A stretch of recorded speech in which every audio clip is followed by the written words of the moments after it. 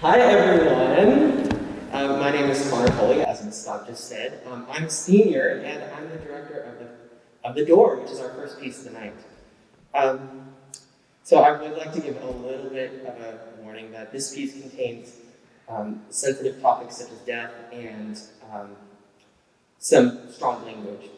And I would like to give a special little shout out to Brooke, Jack, and Sam for being just such wonderful actors and being so easy to work with. So without further ado, please enjoy The Door.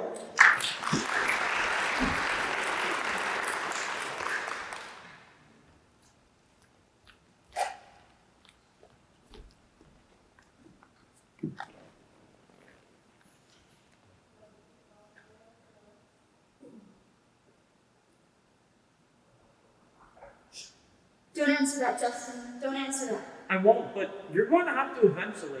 No, not today. Tomorrow's a long way off. Suits me. I'll answer it then. It's not going away. They're not going away. Well, they can wait. I'm trying to sleep. If you were trying to sleep, you would be in bed. If I could have slept in bed, I would have, but I couldn't, so I came in here. And? It didn't help. So why don't you just give up and turn on a light? I never give up, and I don't want to turn on the light. Why do you care one way or the other? Light or no light? What difference does it make to you? I can't see you. You don't have to see me. You know what I look like. The same, just older. Oh, come on, Graham. Stop playing games. Games? You think this is some kind of game? Why the hell do you think I'm sitting here in the dark? Because it's not a game. It's not pretend anymore. Let there be light.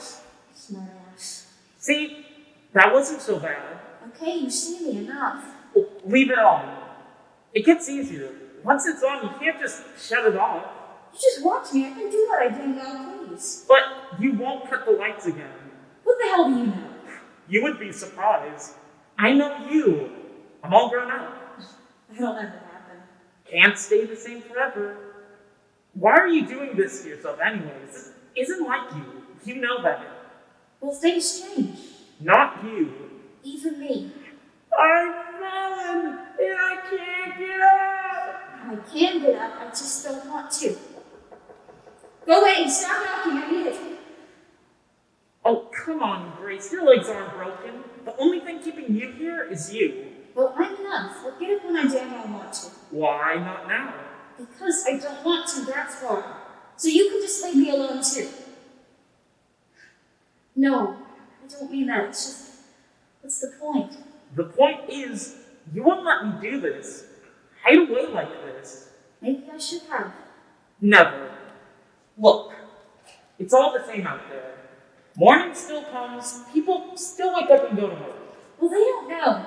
They wouldn't see the end of the world if it smacked them in the face. It's not the end of the world. Don't you tell me what it is or isn't the end of. Nothing's the same and you know it. And get away from that window. Go away. What? See what you've done? Just close those curtains and leave me alone. What? Are you afraid someone's going to see? They don't have to see. They know. They knock. You don't answer. They know. Justin, please, just close the curtains, please. No. I can't. Well, then I'll close them myself. No, Graham, please. If I want them closed, I want them closed. It's my life, my house. And stop calling me Graham. You know how much I hate that. Makes me feel old. And you only do it to piss me off. Whatever it takes to get you off the sofa. It's a miracle! Gracie's legs are working! Smart ass. And I hate Gracie as much as Graham. It's Grace. Amazing, Grace. You better damn well believe it. That's more like it. Like what? Like you. Ornery as hell. Should have left you out on the streets. That's what I should have done. But you didn't, Blanche! You didn't! Should have. And that was a piss poor imitation of Betty Davis and Baby Jane. So, I don't do dead actresses. You want to hear my share? No. Had enough of that when you were 12. Cut that music down! Can't hear a body think! Should have left this little turd like you on the streets! I never called you a little turd. Yeah, you did. Well, then you must have deserved it. Must have pissed me off. I tried. God knows. Royally. You sure did. Nothing but aggravation. Are you saying that when you got me, you got a hell of a lot more than you bargained for? I didn't complain. What are you talking about? You complained all the time. No, I didn't. And if I did, that's only because that's what I was supposed to do. Your mom got it was up to me. And I never lied about what kind of parent I was the first time around. You weren't that bad. It was for shit, and you know it. Must have been, and your mother wouldn't have let them die like that. She was a junkie. Junkies die. And whose fault was that? If I'd raised her right, if I'd spent more time with her, she might have still been here. And you'd be her problem, not mine. Oh, come on, Grace. You know I haven't seen to your fling. You always loved me getting into things. Could have done for a lot less. Every day it was something, some new mischief. Should have taken a belt to it. But you didn't. No, I didn't. Would it have helped? It wouldn't have changed the thing if that's what you're asking. I was me. Even when I didn't know it, I still am. And in spite of everything, you never threw me out. I have to give you that. Should have. Should have just checked you out that door. You still could. Maybe you should. Never. You hear me? Never. Ain't gonna happen. You may be a pain, but you're my pain. Thank you. Can I turn on another light? You never asked me before. Why are you asking me now? I'm not afraid of the dark. Don't you go thinking I'm afraid of the dark because I'm not. It just makes not seeing a whole lot easier. You need some more color. I can see the roots. See, that's why I want the lights off. In the dark, nobody can see my roots. I can't see my roots. You need to touch up. Want me to help? How do you propose to do that? I can watch. I was dying my way before you came into my life, and I'm still capable of doing it again. I didn't need you then, and I don't need to watch you now. If I want to color my hair, I'll do it. Then why don't you? Because there's no point. Maybe there is. Maybe you ought to go purple this time. Oh, or green again. I'm not dyeing my hair green or purple, and that's final. Once was enough. And why did you want that again? It embarrassed the shit out of you the first time. I wasn't embarrassed. Don't give me that. You were like something melting in the sidewalk. Oh, those people pointing and snickering, you just dying inside. Well, what did you expect me to do? I don't know anymore. I'm sorry. Why? What do you have to be sorry for? You didn't do anything? You weren't the one with the green hair? No, I didn't have green hair. That was the one thing that wasn't green. I look back and, Jesus, how did you stand me? I must have been the stupidest kid around. I couldn't see for crap. Why didn't you just come out and tell me? Why didn't you? Well, maybe I didn't know. Sometimes it's just a feeling you're not sure about. And pretending is better than facing the truth. Or having it shoved in your face. I didn't shove anything. I wouldn't have done that. How could you let me hate you like that, dragging me along behind you? It was a mistake. No, it wasn't a mistake. And once I figured out what you were doing, I don't think I loved you more. Why didn't you just sit me down and tell me what you were doing? We weren't a sitting family. Besides, what was I supposed to tell you? I couldn't tell you if you didn't tell me first. You'd think we never talked. We didn't. Yes, we did. Don't give me that. I mean, we shouted a lot. Nothing wrong with a little loudness to get your point across. I don't break easy, and I thought I raised you the same way. This was important. When did you find out? Find out what? You know what? No, I don't know what. I want to hear you say it. Why? Because if you don't, I feel like shit. Like you didn't trust me. Like I was nothing. Like all those years were just... Just say it. You never said it. I couldn't. Why? What do you think I'm going to do? What, for God's sakes, do you think I'm going to do? I don't know. You're always saying you're going to throw me out of that door for one reason or another. But that was for pissing me off, but never for anything important. Why didn't you know that? How could you not know that? I'm sorry. Just, you were all I had. I couldn't take that chance. Honey, I may have been old, but I wasn't that old, and I sure as hell wasn't senile. This is what's amazing here. I've been through every every scraped knee and bloody nose you ever got, so I sure as hell wasn't gonna... Why'd you think I sent you to the Y for those stupid boxing lessons? Because I thought bloody noses ought to go to somebody else's house for a change. I know you loved me. I never said that. Yeah, but you did everything else. Green hair? Damn. It was stupid. No, it wasn't stupid. I was just slow on the uptake. And once I finally got the point, I don't think I loved you more. It was a mistake. No, Graham, Grace, I was dying inside, and you opened the door. I didn't know it, but you did. When you walked out that morning, Miss Lady Greenhair, and everyone was pointing and laughing, but you just kept walking. Just straight forward, holding your head up, not giving a damn, dragging me along behind you, telling me to hold my head up and to never give a damn no matter what they say. Well, it was a mistake. No, it wasn't a mistake. Don't you ever go thinking that. Yeah, well, look where that got you. I don't regret anything. Especially not that, and you shouldn't either. I thank God every day for that green hair, because if it wasn't for you and that morning, I don't know what I would have done. I should have told you that. I should have told you many things, but I didn't. It's just, you were the only one I could depend on. Well, that's not saying a whole lot. It is when you really listen, or open your eyes. Up until that point, I was afraid of everything. Ashamed, nothing like a mass dose of embarrassment to show you can survive anything. I wasn't embarrassed. No? Not ever. You listen to me and look at me, young man. Not ever. Not even when you knew?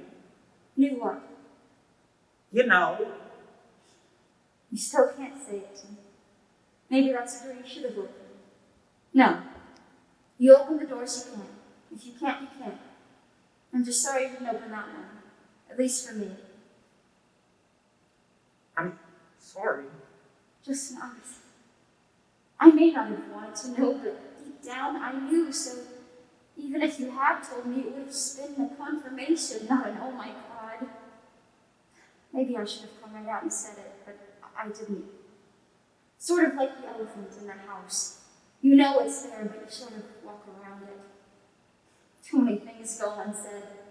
Half his life is reading between the lines. I tried telling you that. I did everything but paint a sign and hang it on that door, but you never opened it to me.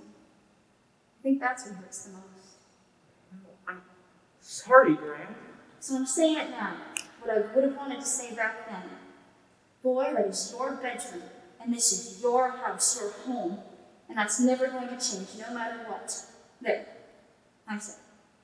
And I probably would have added, because you know how nasty I can be, and for God's sakes, get those girly pictures off your wall. You're not fooling anyone.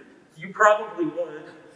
I should have told you that you better get ready for some real ass kicking out there, lest you learn how to kick back or kick first. And I should have taught you to kick first, then run. But I didn't.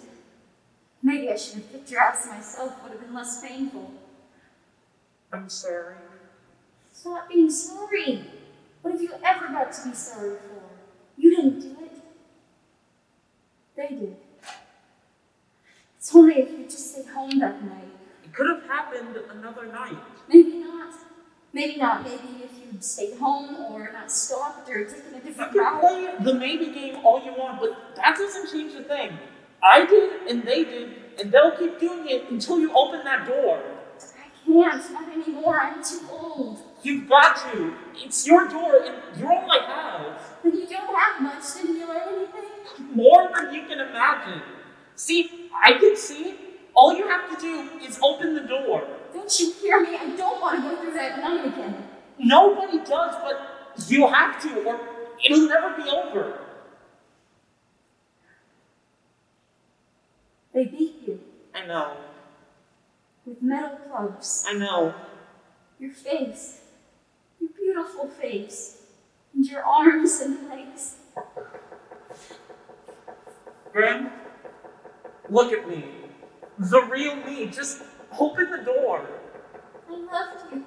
I never doubted that for a minute. You were all I had or needed. Well, you certainly got the short end of the fuzzy stick. Okay, it's the middle of the night. What do you want? Mrs. Stand Up. Grace, stand up. Please, no. Answer them. For me. Yes? I love you. Are you the mother of Justin Alboin? No, not his mother. His grandmother. Something wrong? Can you open the door, please? Why? Is something wrong? Has something happened to my Justin? Mrs. Stand Up, if you could open the door, please. Do it, Graham.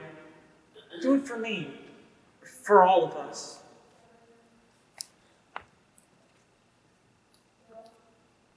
They were there to tell me that my grandson Justin was beaten to death by 2 teenage classmates for being different.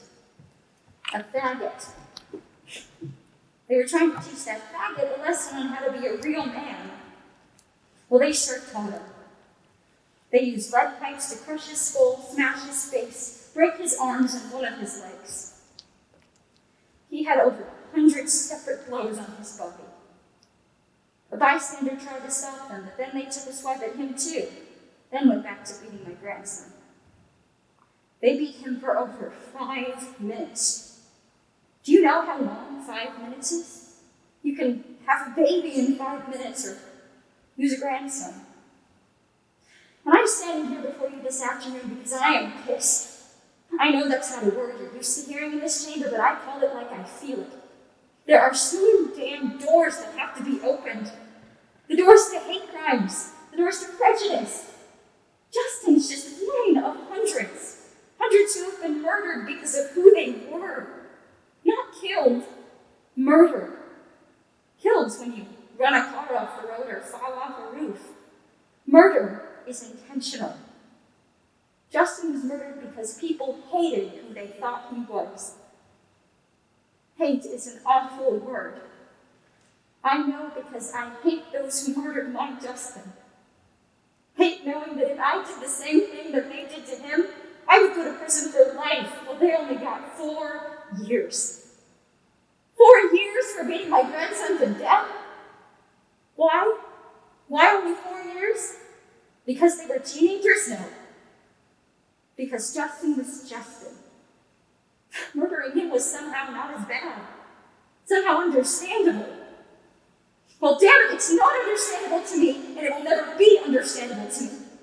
That door is now officially open, and this is one old lady who is never going to let you close it. So now I want you to change the law. You heard me. Change the law. For Justin. But not just for him. For all the others like him that you need to remember. Brian Skipper. John Kennedy. Phil Bolster. Michael Sandy. Gwen Arujo.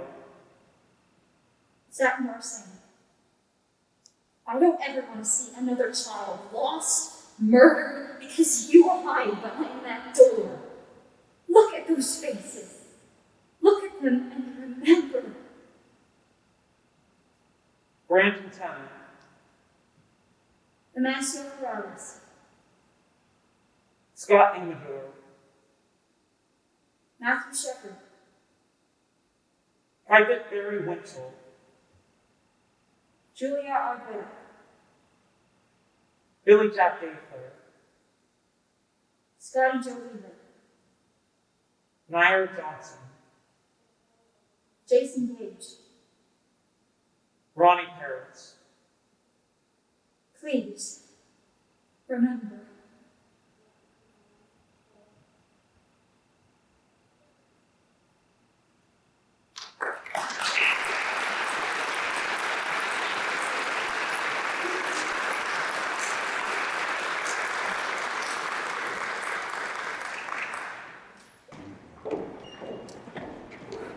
Hi, I'm Evelyn Shepard. I am a junior, and I am the director of Medea. I chose this piece primarily for its historical significance. I've always been someone who's really interested in history, and this play has seen theater really.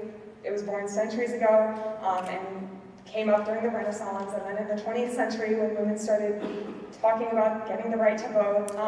And it's still here with us today, still so relevant. That being said, it does warrant a content warning for implied violence, so be aware of that. This process has been so wonderful, and I just cannot thank my actors enough for putting up with my long-winded talks about the characters and about the setting and about the context, which I'll get to. And I must thank you, audience, for coming here and watching my hard work and my actors' hard work put on stage for you to see. So thank you guys for participating, and thank you to Ms. Staub for giving me the opportunity to direct. Just before we get started, really quick, I wanted to just give you a brief context, because it is a classical play. It's a little convoluted.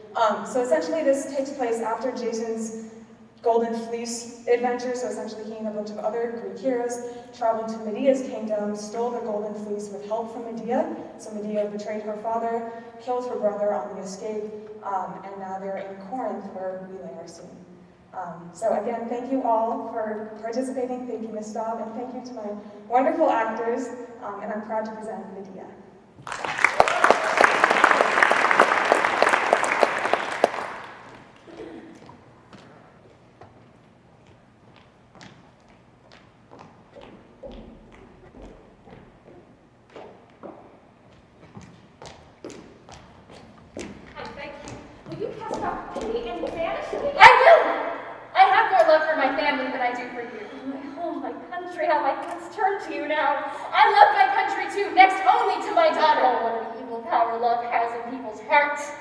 On the circumstances, I imagine. Great Zeus, remember who caused all this suffering! Go! You poor witch, go! Take my trouble with you and go! I know what trouble is. I have no need of more. In a moment, you'll be thrown out neck and crop. Here, men! No, Creon! Creon, I have but one thing to ask. You seem inclined, Medea, to give me trouble still. I will go. It was not that I begged. Then why? Why will you resist? Why will you not get out? This one day, let me stay to settle some plan for my exile, make provision for my 2 sons whose own father is not concerned with them. Have pity. You are a mother too. You should feel kindly towards them. For me, exile is nothing, but I weep for them. Their fate is very hard. I am no tyrant by nature. My soft heart often betrays me as it does now. So, Medea, you will have what you ask this one day. But be warned, if tomorrow's holy sun finds you within my boundary, you will die. That is my solemn word. Now go, take this one day. You can hardly in one day accomplish what I'm afraid of.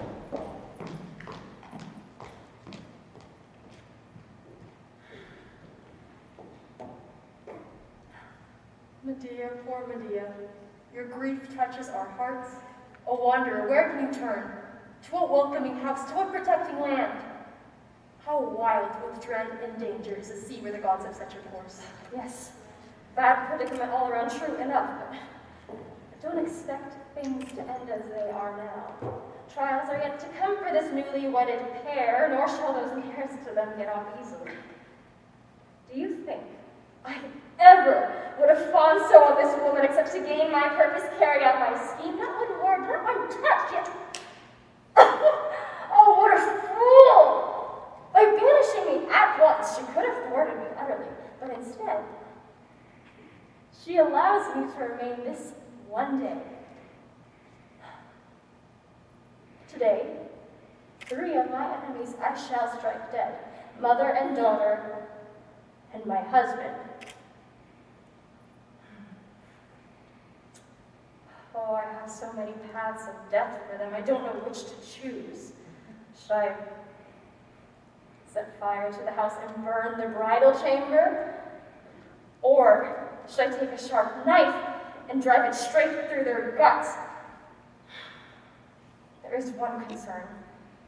If I'm caught entering the house or in the act, I die, and the last laugh goes to my enemies. No, the best method is what most suits my bend. To kill by poison.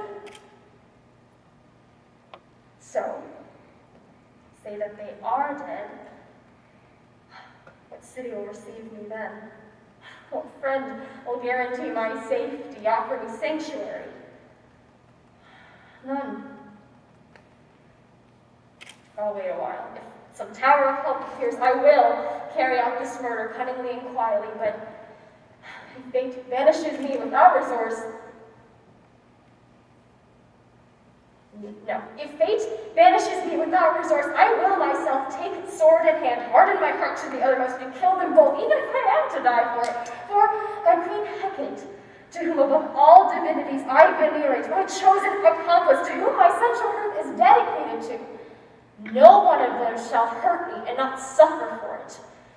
Let me work.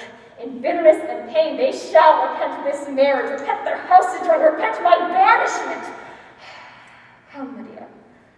Lay your plan, scheme with all your skill. You see now where you stand. Your father was a king, his father the sun god. You must not invite laughter from Jason and his new allies, the tribe of Sisyphus. You know now what you must do. For we were born women, useless in honest purposes, but in all kinds of evil, skilled practitioners. Streams of the sacred rivers flow uphill. Tradition, order, all things are reversed. Deceit is men's device now. Men's oaths are God's dishonor. Legend will now reverse our reputation. A time comes when the female sex is honored. That old discordant slander shall no more hold us subject. For male poets of past ages with their ballads of faithless women shall go out of fashion, for Phoebus, prince of music, never bestowed lyric inspiration through female understanding, or we find themes for these poems we counter with our epics against man. Oh, time is old, and in historic tales men figure no less famous or infamous than a woman. So you, Medea, wild with love, set sail from your father's house, threading the rocky jaws of the eastern sea. And here, in a strange land, your marriage lost, your bed solitary, honor remains no more in the bride-free world save for the sky. Where can you turn for shelter? Your father's door is closed against you, another is now mistress in your husband's bed, a new queen rules your house.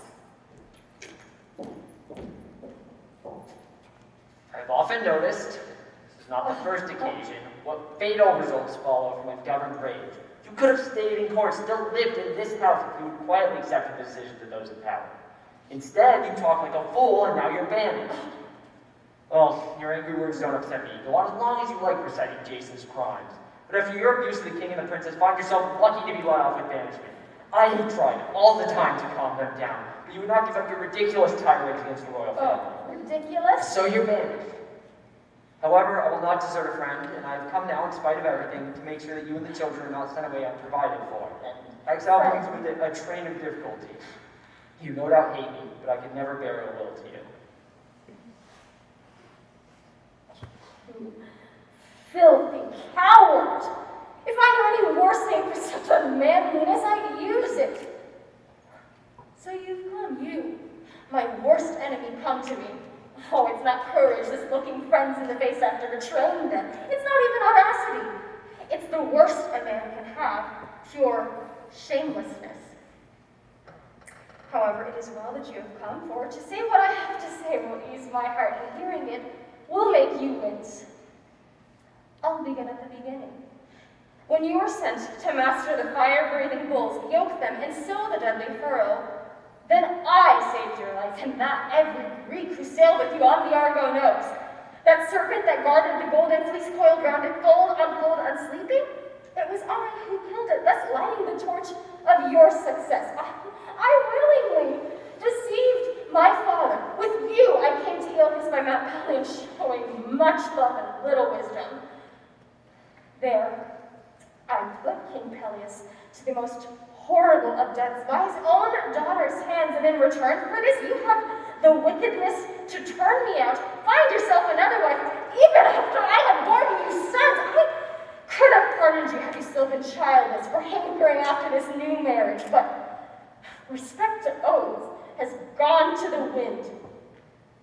Do you, I wonder, think that the old gods no longer rule, or that new laws are now in place? You must know that you are guilty of perjury to me.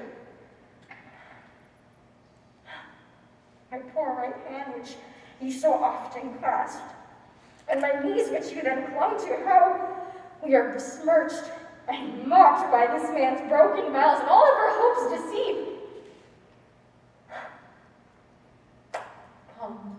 I'll ask for your advice as if you were a friend. Not that I hope for any help from you, but I'll ask you and expose your infamy.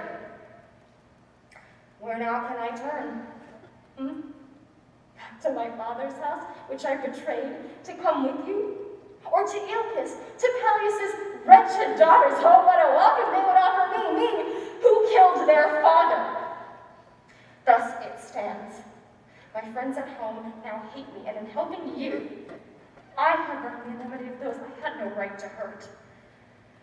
For my reward, you have made me the envy of Hellene women everywhere. Oh, and what a marvelous husband I have, and faithful too, in the name of pity. Yes, what a shining shame it will be to you, the new-made bridegroom, that your own two sons and I, who saved your life, are begging beside the road. Oh, Zeus, why have you given us clear signs to tell true gold from counterfeit, yet when we need to know bad men from good, the flesh bears no revealing mark? The fiercest anger of all, the most incurable, is often that which rages in the place of dearest love. I've shown myself a clever speaker, it seems. This hurricane of recrimination and abuse calls for good seamanship. I'll furl all but an inch of sail to ride now. First, since you built to such a height your services to me, I hope the credit for my successful voyage solely due to Aphrodite, no one else divine or human. I admit you have intelligence, but to explain a helpless passion drove you then to save my life would be invidious, and I will not stress the point. Your services so far as they went were well enough, but in return for saving me, you got far more than you gave. Allow me in the first place to explain that you left a barbarous land in favor of Hellas. Here you've known justice. You've lived in a society where force yields place to law. Moreover, your gifts are widely recognized. If you still lived at the ends of the earth, your name would never be spoken. Personally, unless life brings me fame, I long neither for words of gold nor for a voice sweeter than Orpheus. That is not Well, you fair. began the argument about my voyage, and there's my answer. As for your scurrilous taunts against my marriage to the royal family, understand that my actions were wise, not swayed by passion, and directed towards your interests and the children. Oh! Now, keep quiet. When I came here from Ilpis as a stateless exile, dogged and thwarted by misfortunes, what luckier chance could I have got than marriage with the royal family? It was not as you resentfully assumed that I got tired of your passions or that I was stricken with desire for a new wife, nor did I specifically want to raise a numerous family. The children we have are enough. I'm satisfied. But I thought first and foremost to ensure that we should live well and not be poor. I know how a poor man is shunned by all his friends. Moreover, that I could raise my children in a manner worthy of their descent, of other sons too perhaps, like brothers to your children, and so build up a closely knit and prosperous family. You need no more children, do you? Well, I thought it worthwhile to ensure advantages for those I have by means of those I hope to have. Was such a plan then wicked? Even you would approve if you could govern your sex jealousy. You women have reached a state where it falls well with your sex life. You have everything you want. But as soon as that goes bad, everything that's best and noblest turns to gall. If only children could be got some other way, without the female sex. If women didn't exist, human life would be rid of all its miseries. Jason, you have set your case forth very plausibly, but to my mind, though you may be surprised at this, you are acting wrongly and it's abandoning your wife. No doubt, I differ from many people in many ways, but to me, a wicked man who is also eloquent is the most guilty of them all. He'll cut your throat as bold as brass because he knows he can dress a murder in handsome words. But he's not so clever after all. You dare outface me now with glib high-mindedness? What word will end you? Had you been honest, you ought first to have won me over, not get married behind my back. No doubt if I had told you, you would have proved most helpful. Even now you will not calm this rage. Oh, that was not the point, but you are an aging man and an Asiatic wife was no longer respectable. Understand this. It is not for the sake of any woman that I have made this royal marriage, but as I have already said, to ensure your future and to build security for us all. Oh, I love your prosperous future. I'll have none of it. None of your security. It galls my heart. You know, you'll change your mind and be more sensible. Just soon stop thinking good is bad and striking these pathetic poses when in fact you're fortunate. Oh, go on, insult me. You have a roof over your head. I am alone in exile. That was your own choice. Blame no one but My yourself. choice? My choice? What did I do? Did I make you my wife and then abandon you? You called down wicked curses on the king and his house. Yes, and I did on your house too. Fate sent me as a curse. I'll pursue this no further. If there's anything I can provide to meet you and the children's needs, letters of introduction perhaps, to friends who can help you. Listen, to refuse such help is mad. You've everything to gain if you just give up this rage. Nothing would induce me to have dealings with your friends, nor take any gift of yours to offer them. A lying trader's gifts carry no luck. I call the gods to witness I have done my best to help you and the children. You make no response to kindness. Friendly overtures you obstinately reject. Go so on. much more for Go you. on. You've spent too long out here. You're consumed with craving for your new bride. Go, enjoy her. It may be, and God uphold my words that this your marriage day will end in marriage lost, loathing, and horror left. Visitations of love come raging and violent on a man, bring him neither good repute nor goodness. But if Aphrodite descends in gentleness, no other goddess brings such delight. Never, Queen Aphrodite, let loose against me from your golden bow dipped in the sweetness of desire, your inescapable arrow. Never may the dread Cyprian choose me for her own, and craves me to leave old love for new, sending to assault me deadly visitations and feuds unending. My country, my home, may the gods save me from becoming a stateless refugee, living out an intolerable life in desperate helplessness.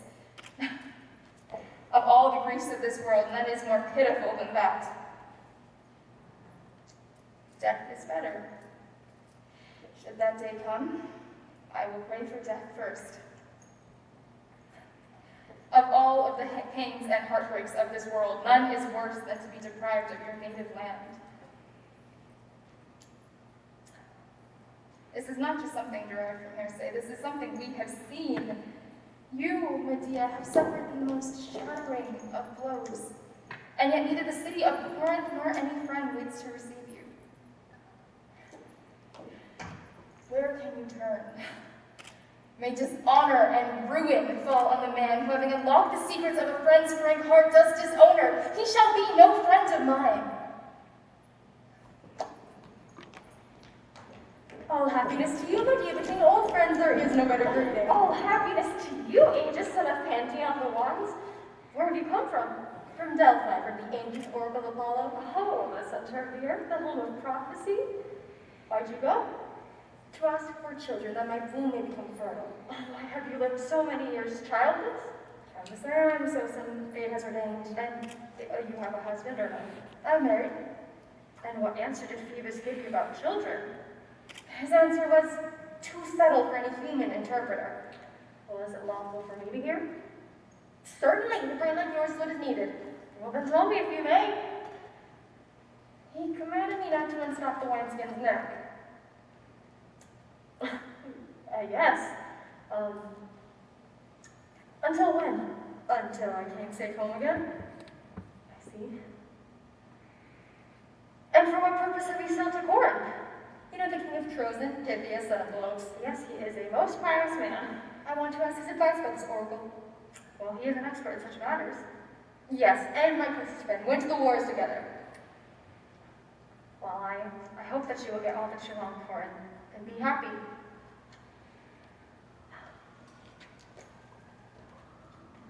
But you are looking pale and wasted. What is the matter? Aegis, my husband is the most evil man alive. Why, what's this? Tell me about your unhappiness. Jason has betrayed me, although I never did him any wrong. What has he done? Explain exactly. He has taken another wife and made her mistress of my house. But such a thing is shameful. He has never dared to so. Once he loved me, now I am disowned. Was he tired of you, or did he fall in love elsewhere? Oh, passionately. He is not a man his friends can trust. Well, if, as you say, he's a bad lot, let him go. It's royalty and power he's fallen in love with. What? Go on. Who is the girl's mother? Creon, Queen of Corinth. I see. Then you have every reason to be upset. Oh, it is the end of everything. And what's more, I'm banished. We're still extraordinary, right? Who has banished you? Creon has banished me from Corinth. And does Jason accept this? How disgraceful. Oh, no, he protested, but he's resolved to bear it bravely. Aegis! Untouch your cloak as suppliant, and embrace your knees, imploring you to take pity on my wretchedness. Have pity, I am in exile, let me not friendless. Receive me in Athens, give me a welcome into your house, so that the gods may grant you fertility. You have not realized what good luck chance has brought you. I know certain drugs whose power will put an end to your sterility. I promise you shall beget children. I'm anxious for many reasons to help you in this way, Lydia. First, for the God's sake, and this hope you've given me of children, for I've quite despaired my own powers. This, then, is what I'll do. Once you can get to Athens, I'll keep my promise and protect you all I can. But I must make this clear first. I do not intend to take you with me away from Corinth. If you choose to come to Athens yourself, you shall have sanctuary there. I will not give you up to anyone. But first, to get clear of Corinth, the Corinthians are friends of mine, and I don't wish to give the offense. Oh. And now, confirm your promise with an oath. Why do you not trust me? What troubles you? I trust you, but I have enemies. Not only Creon, but the house of Peleus. If your promise is verbal and not sworn to the gods, perhaps you will make friends with them and do as they ask. I have nothing, while they have the entire power and money of a royal house. Your forethought is remarkable, but since you wish it, I have no objection. In fact, the taking of an oath safeguards me, as I can confront your enemies with a clear excuse while you have full security. So name your gods. Swear by the earth under your feet, my father's father, the sun god, and the entire race of gods. Tell me what I shall swear to do or not to do. Never yourself expel me from your territory, and if my enemies should try to take me away, never willingly, as long as you live, give me up to them. I swear by the earth and by the burning light of the sun, and all the gods to keep the words that you have just spoken. I'm satisfied. And if you break your oath, what then? Then may the gods do to me as to all guilty men. Oh, this will go on ages. I'll meet you in Athens once I've carried out my purpose and achieved my wish. May Hermes, protector, travelers, bring you safely on your way, Aegis. May you accomplish all that you so earnestly desire, for your noble heart touches our goodwill. Oh, Zeus. Oh, justice, daughters, so glorious. Son, now I'm on the road to victory. Now there's hope.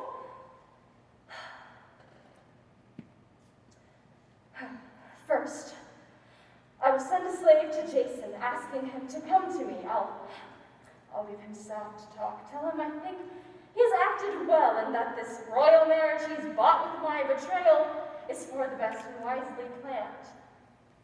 But I will ask that my sons be allowed to stay. Not that I would think of leaving sons of mine behind on enemy soil for those who hate me to insult, but in my plot to kill the princess, they must help.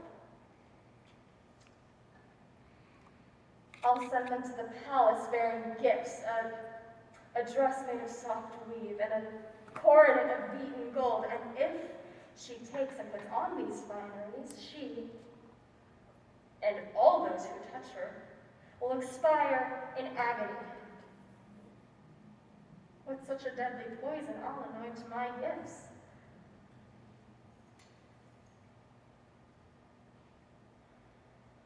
However, enough of that.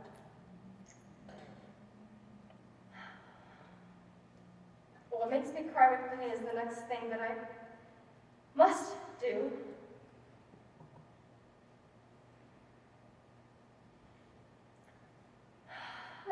I will kill my sons. No one shall take my children away from me. When I leave Jason's house a shambles, I will flee corn, a murderess flying from my darling children's blood.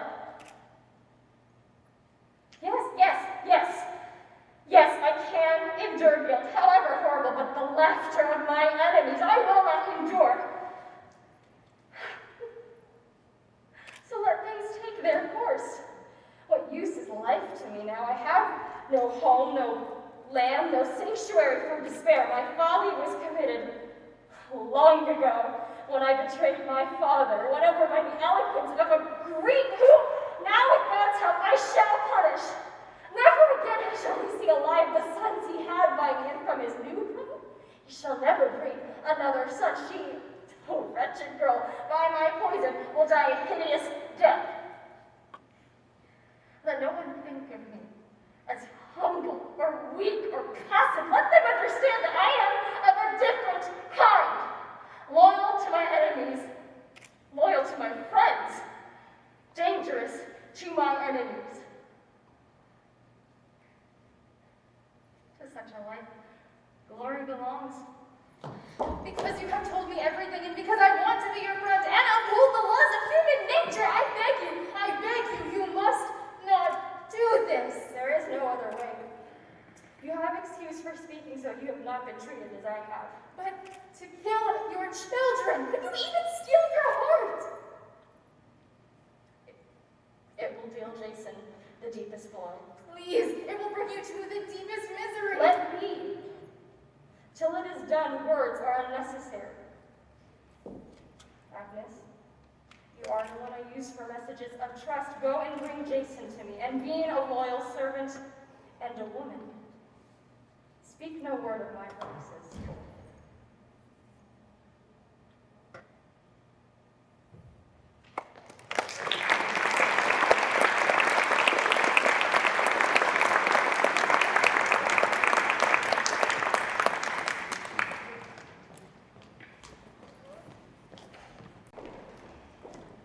Hi everyone, my name is Jordan Benitez and I am a junior and I directed 10 Ways to Survive the Zombie Apocalypse.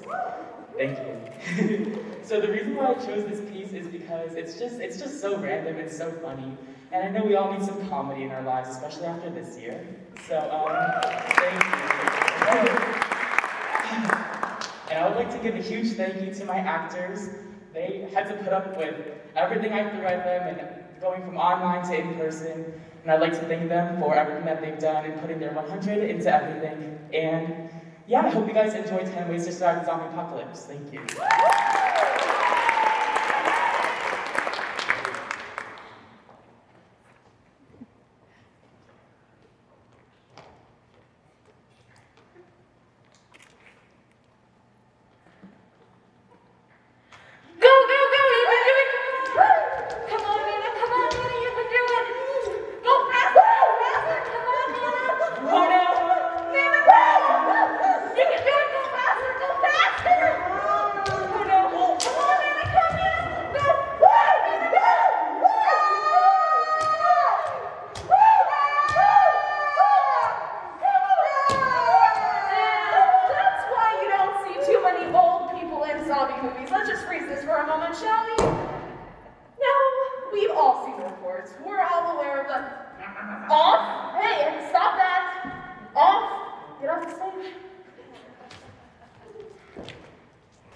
Now, we've all seen the reports of the inevitable upcoming zombie apocalypse. I mean, it's only a matter of time, folks. Really? I mean, that's why the government spent $10 million preparing for it. Yeah, that's a true fact. And do you really think they take all those hard-earned taxpayer dollars from all those loyal citizens without a very good reason? No. Anyways, as I was saying, we're here to present a public service to you, the audience. How to survive when civilizations collapse and the animated corpses of your neighbors are trying to hunt you down and devour your sweet, warm, living flesh. Method number 1. Sacrifice the weak. Come on, people! Once we make that race, we'll have a good vantage point. It's no use. We're almost done. Snap out of it, Susan! I love you! I just met you. I must warn you, I fall in love quickly and fall out of love equally quickly. Oh. Well, then I love you too. It's too late, I've moved on. Who put you in charge anyway? I did. You got a problem with that? No, I was just wondering. Hey, is that Bruce? Focus, people, move it! Come on, Christy. I'm hurt. I can't make it leave me behind. Again. That's it? Yeah, what? You're just gonna leave me? That's what you told me to do. I didn't mean it. Well, then why did you say it? I was hoping you'd pick me up and carry me. Oh, come on. You're not gonna pick me up. Okay, Christy, listen to me. And listen to me carefully. When the zombies come to eat you, the fact that you're a good-sized meal is gonna keep them occupied long enough for us to get away safely. We'll remember you fondly. Can I take a lock of your hair to remember you by? No, it's okay. I think I'm feeling better. I can probably live there. No, that's okay. That ankle looks pretty bad. You better take some weight off it. Sit down, have a soda, wait for the end. I'm not doing that. Let's go. You first.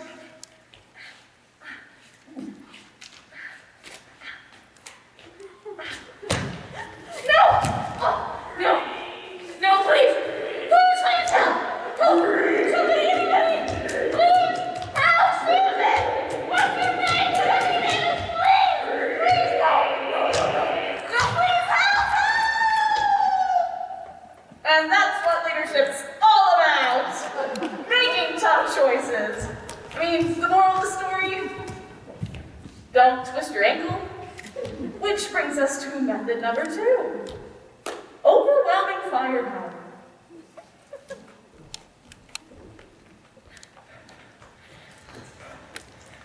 This is where we make our stand. I'm frightened. No one cares about your little emotional issues, alright? I can't do it. I'm gonna want the baby. You don't hold yourself, Jimmy. Slap him. No, do it. Okay. Thank you. Alrighty, troops. We've only got a few minutes before that zombies cross that ridge. So, it's time for me to give an inspirational speech. Can we sit down for this? Sure. Go ahead and sit. Sit for yourself. Sit for this country. I want you to sit for that girl you love desperately, but never had the courage to talk to. Hey, Susan, can I talk to you about something? It can wait, Jimmy. After the inspirational speech. Okay. Now, you might think to yourself, what can I do? One person against an army of unstoppable zombies. We've seen them. We know how many there are. A lot. I mean, so many zombies they could literally climb up each other and climb up skyscrapers. I don't need to tell you that's a lot of zombies. Hopefully, we won't feel too much pain. Probably will. It'll probably be excruciating. You know, like when you go to the dentist. Well, it's actually going to be a lot worse than that. It's going to be like 1,000,000 dentists poking you at the same time. And that's the same range amount of pain we're going to feel when the zombies tear us limb from limb. What was I talking about again? You were giving an inspirational speech. Oh my God, you're right. Zombies, pain, destruction, we need to fight them, we need to kill them. But how are we gonna fight them? There's just 4 of us. And 2 of us are girls. Now is not the time for sexism, Jimmy! Why do you always have to assume that I'm being sexist? Oh, hey, I wanted to ask you something. I thought you were talking to me. Hey, I wanted to ask you something. Guys, this is it. We're all gonna die. Dang it! Wait, I forgot. I happened to find a a stash of experimental government weapons that one time were hiding out in the Pentagon. It's pretty convenient. I think that's shade. There, as I can tell, we got a couple of thermonuclear flash grenades, a fusion rifle, an ion disruptor, antimatter cannon, and a baseball bat. On a baseball bat? Swing away, Jimmy. You know, I played a lot of baseball in high school, so I just figured that. Hey, how does this ion antimatter disruptor cannon work? I think you pressed an orange button. Oh. Well, that was cool. Pretty lucky that we found this stash of experimental government weapons no one ever knew about. Yep. Oh, hey, Chrissy, I wanted to tell you that I have feelings for you. Oh. You want to go out? I'm actually already in a relationship. Oh. With Sam? No. Well, we're the only other two survivors, so I... Right. You see, I'm just kind of holding out hope you're not the only two people left on Earth. And I want to keep my options open. Sure. And I don't want to, ruin our friendship. Yeah. Sorry, not attracted to you either. Right.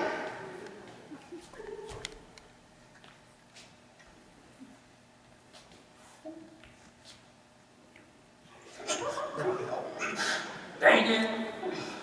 Now, I know what you're thinking. What if we don't happen to find a secret supply of the high-powered experimental weapons that the government hasn't been telling us about? And you may just need another option. Method number 3. Raise genetically modified killer dogs to attack and destroy zombies.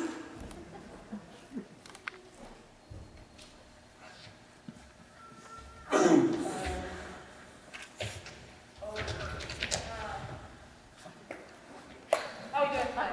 Doing good? No, I'm doing good. Yeah, how are you doing? Fine. We're doing good? Okay. How about, this is gonna take a minute. Anyone want to hear a joke? Okay, cool.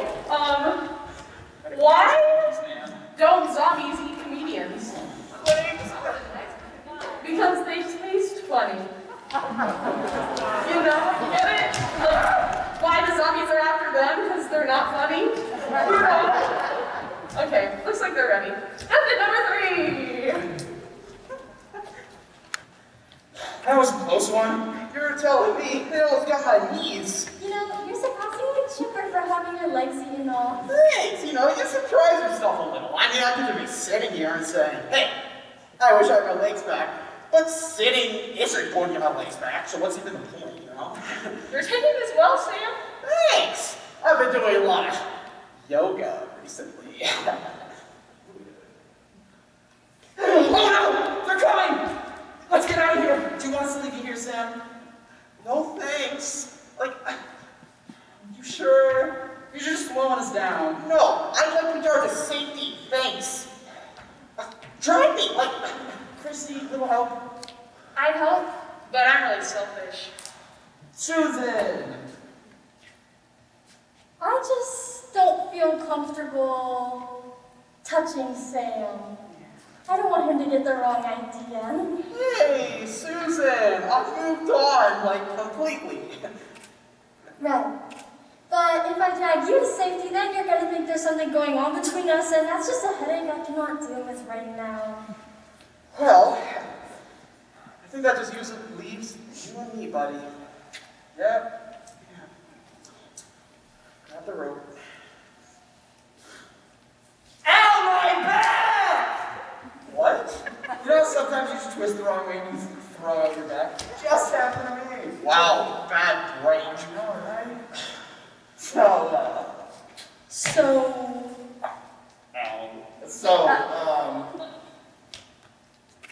Nice being friends with you, buddy. No, I understand. You're cool? Yeah. Like I said, yoga. Alrighty then, girls, how about we, run away? Bye, Sam!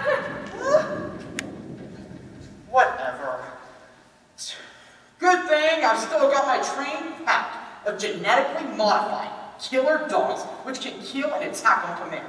Too bad my friends weren't around long enough to enhance from their bone-crushing jaws, disease-resistant fur, and adorable puppy elves.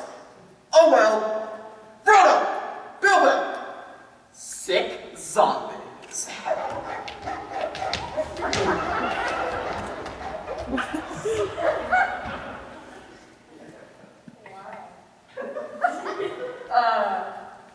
Remember out there, it's never too early to begin training your chihuahuas. How about method number 4? Reason with them.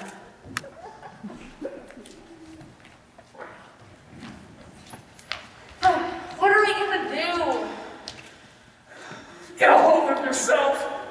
I wasn't even doing anything. You're freaking out! Stop freaking out! I'm fine, actually. Everyone just needs to keep calm! We need a plan. Get a hold of yourself, Susan! This is no time to panic!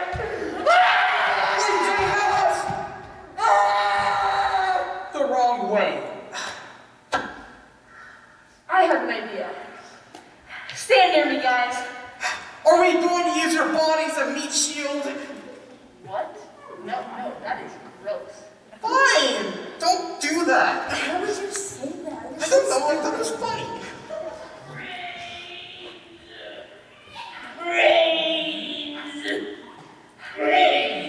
Welcome, zombies. Yes, today we are going to be using our brains. Take a seat.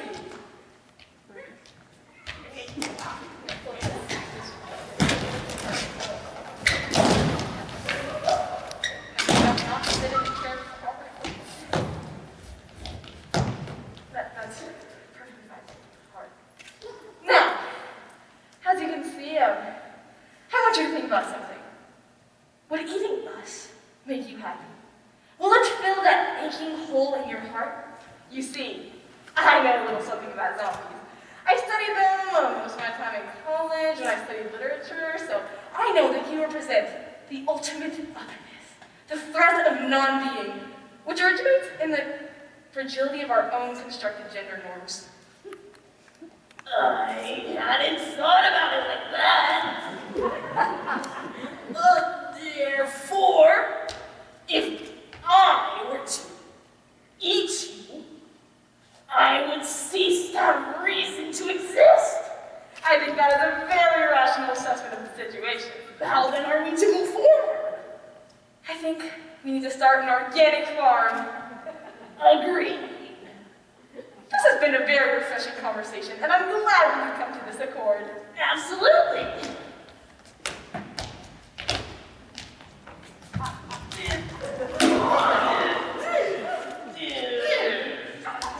Susan, what are you?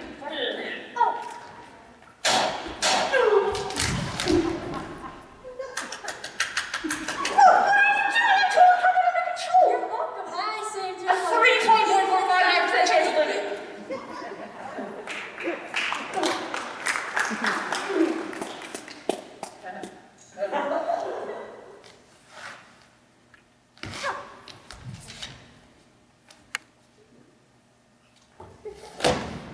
Wow.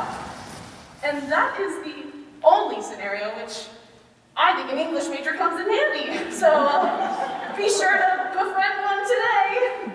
Which brings us to our 5th method. Romance the zombies. I mean, listen. Method number 5. If you've exhausted the other 4 methods, then by all means go ahead. But method number 5, not the most ideal method, okay?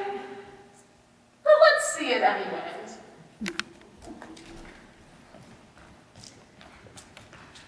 Oh, we're surrounded. Dang it. I've got an idea. It's so crazy it might just work. What is it? First, we need to determine who the most attractive person here is. All right. Good. What? I'm plain. I'm hideous. I'm repulsive. But would be lucky to be mistaken for slugs. You're perfect. Perfect to do what? This is not the time for asking questions. This is time for listening to your friends. Acting. You ready? Ready to do what? Romance them. What?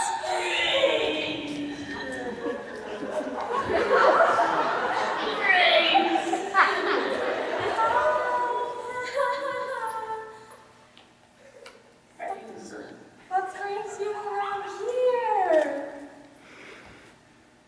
Brains. Nice. Nice.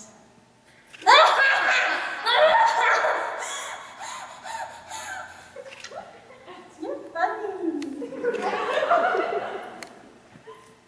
Brains.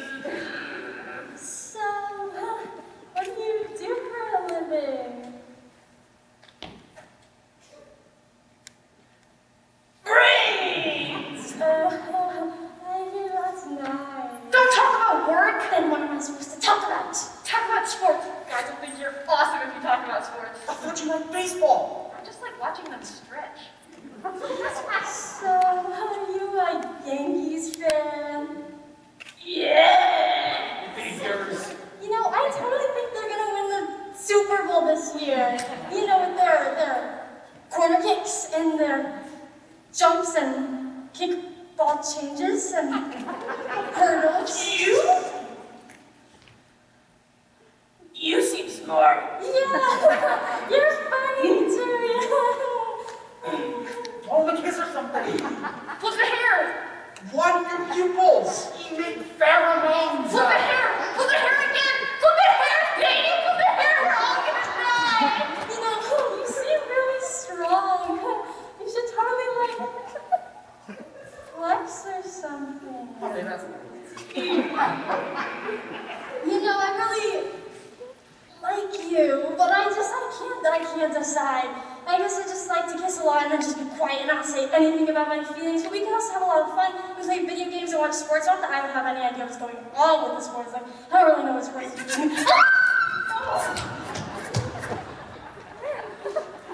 Wow. I am surprised that that worked, being that zombies are emotionless, brainless, killing machines. Which brings us to method number 6. Leave the planet.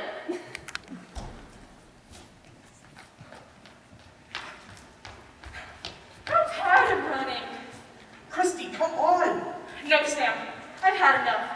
This time, it's personal. What does that mean? It means I didn't care when the zombies took over the town. I didn't care when they ate the mayor and ate all the school. It peeved me slightly when they ate my sister and my parents, but now they've messed with my gerbil, serve muffin stuff, and for that, I will get my revenge. Come on, zombies! I'm right here, give me your best shot!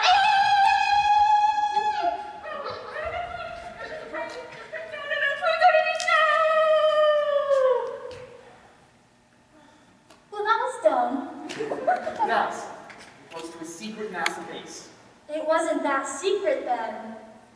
Okay, we're close to a poorly disguised, secret NASA base hiding the downed UFO that landed at Roswell. All we have to do is break into the top secret facility, open the roof of the spaceship, discover how to use the alien visuals, and then pilot the ship to an even more top secret orbiting space station built by HBO Films for their award-winning series, Rocket Man, starring Taylor Lautner and Kristen Stewart.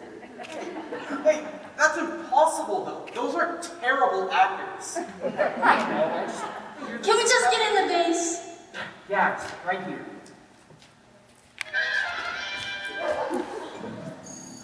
Wow, this place is amazing. I know, it's so cool.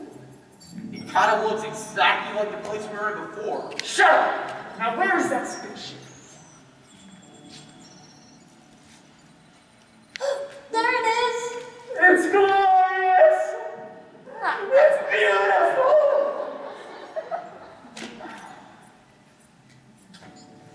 Ah, dang it. How do we fit in it? Cut you up into tiny pieces and stuff you inside? excessive.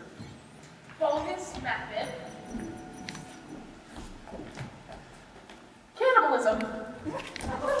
So, I found this bottle of hot sauce. Alright, let's eat her first. Wait, there's another way. What?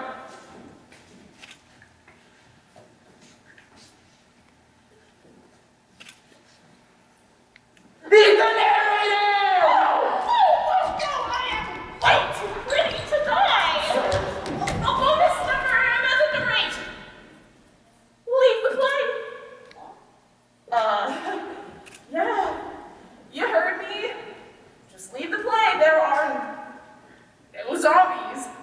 Because zombies are like vampires and werewolves and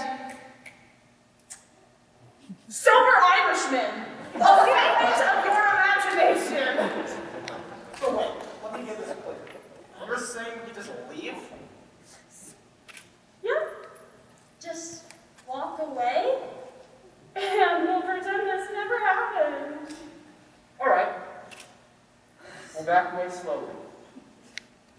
If you narrate anything, you're dead. You got it.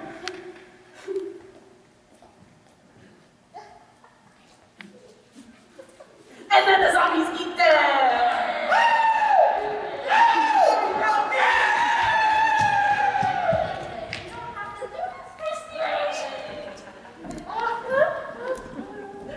Never, ever trust the narrator. I mean, we're like the media.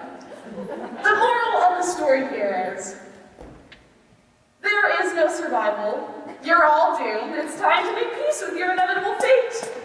And accept love.